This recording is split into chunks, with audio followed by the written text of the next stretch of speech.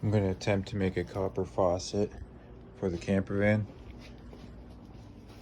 I have no idea how to solder copper, so I'm just making some practice runs.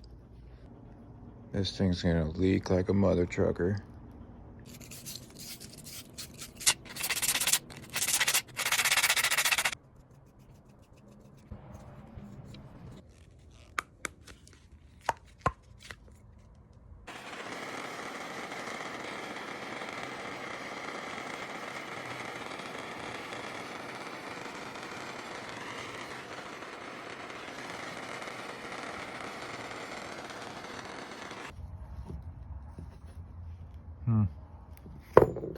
This one did better.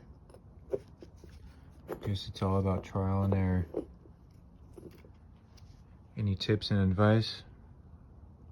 Let me know, my dudes.